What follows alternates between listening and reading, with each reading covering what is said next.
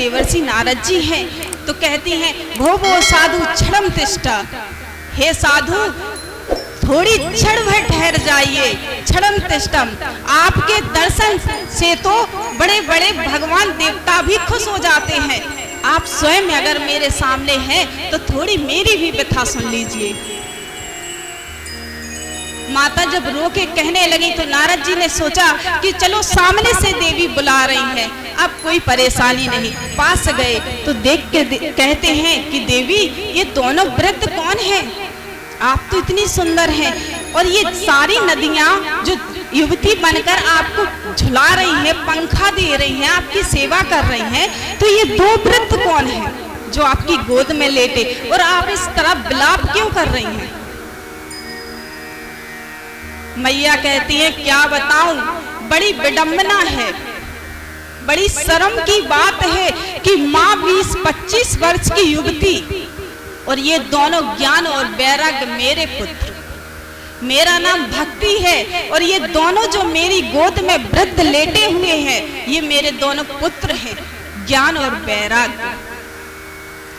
नारद जी को बड़ा अफसोस हुआ कि मैया युवती और पुत्र इतने वृद्ध।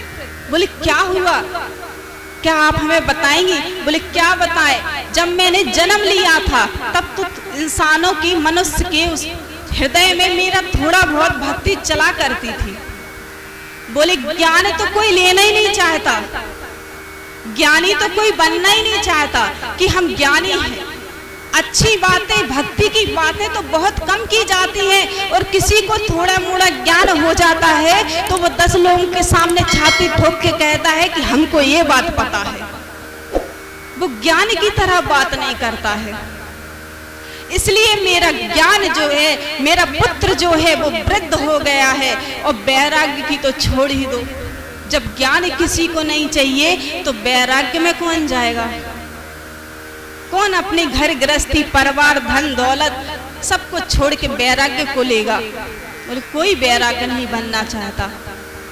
बोले सिर्फ भक्ति हो रही है, हर घर में भक्ति होती है। ये मैं स्वयं कहती हूँ कि श्री कृष्ण की भक्ति हर घर में की जा रही है, श्री राधे की भक्ति की जा रही है। इसीलिए उस भक्ति के कारण मैं भक्ति स्वयं, मैं तो युवती रह गई लेकिन ज्ञान और वैराग्य खत्म हो गए, इसलिए मेरे पुत्र वृद्ध हो गए। कहा आप तो देवी, क्या आप जानती नहीं, आप भक्ति हैं, आप श्री कृष्ण का हृदय है, आप जिस घर में रहेंगी वहां श्री कृष्ण स्वयं रहेंगे। तो बोले क्या बताएं? बोली भक्ति भी दिखावे की हो गई।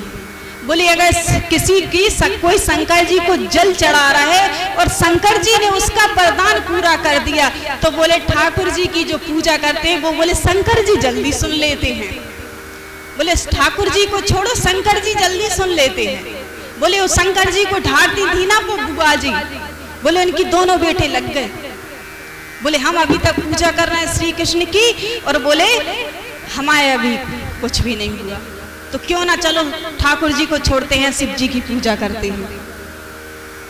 तो ऐसी बात हो गई। बोले ऐसी भक्ति होने लगी। भगवान भी बदल लिए जाते हैं, जैसे रिश्ते बदल लेते हैं। बोले कि इस रिश्ते में हमें अब कुछ नहीं मिलने वाला, ना कोई हमें पूछने वाला, यहाँ अब कुछ नहीं बचा। उसी तरह भगवान को भी लोग बदल लेते हैं। बोले श्री कृष्ण अच्छे हैं, बोले नहीं शंकर जी को ढारा वो ज्यादा अच्छे हैं, वहां चलो।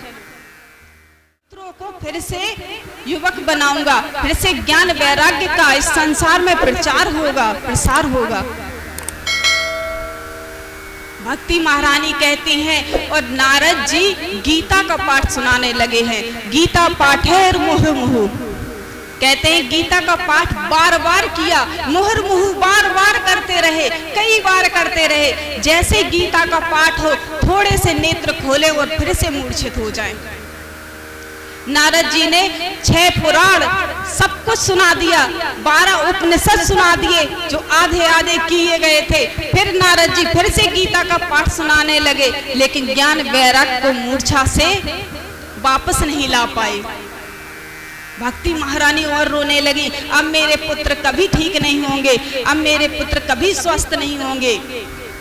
नारद जी खुद विचार करें कि गीता के पाठ को तो श्री कृष्ण ने स्वयं कहा है, उनके स्वयं के उपदेश हैं, उनके इतने प्रभावशाली शक्तिशाली श्लोकों से आज इनको कोई असर नहीं हुआ, इनकी मूर्छा तक नहीं खोली गई, तो ऐसी क्या बात है, क्या करूं मैं अब। आकाशवाणी हुई, सत्कर्म करो। अब नारद जी बोले कि सत्कर्म क्या होता है। जब गीता का पाठ सुना दिया, सब कुछ सुना दिया, कुछ नहीं हुआ, तो ये नया क्या है जिसको आकाशवाणी ने कहा है कि सत्कर्म करो। अब नारद जी बड़े परेशान, बड़े बड़े महात्माओं से पूछने जाएं सत्कर्म क्या होता है, कोई कुछ बता दे, कोई तो सीधा कह दे नारद जी आज ये पूछने वाले हैं, आकाशवाणी हुई, कह देना हम हैं नहीं, किसी को सत्कर्म का कोई पता नहीं। नारद जी आगे बढ़ते बढ़ते यहाँ सूत जी महाराज जी कहते हैं नारद जी बड़े दुखी हुए, विशालापुरी में जब पहुंचे तो यही सनत कुमारों से मिले, यही सनत कुमारों से उनकी भेंट हुई। नारद जी कहते हैं हे ऋषियों, हे हमारे ब्रह्मा जी के मानस वो पुत्र जो मात्र 5 वर्ष के हैं, जिनकी आयु न कभी बढ़ती है न घटती है, जो कभी वृद्ध नहीं होते, जो मात्र 5 वर्ष के हैं और मात्र 5 वर्ष के ही हमेशा रहते हैं। उन सनत कुमारों से कहा कि नारद जी देवर्षि अब मेरी एक बात सुन लीजिए, मैं बहुत परेशान हूँ, मैं वृंदावन गया हूँ, सारी घटना सुना दी, वहाँ भक्ति तो बड़ी खूबसूरत है, बड़ी सुंदर है, लेकिन इनके दोनों पुत्र वृद्ध हुए हैं, मूर्छा नहीं खुल रही, मैंने गीता का पाठ बार बार सुना दिया है, वेद वेदांत सुना दिए हैं,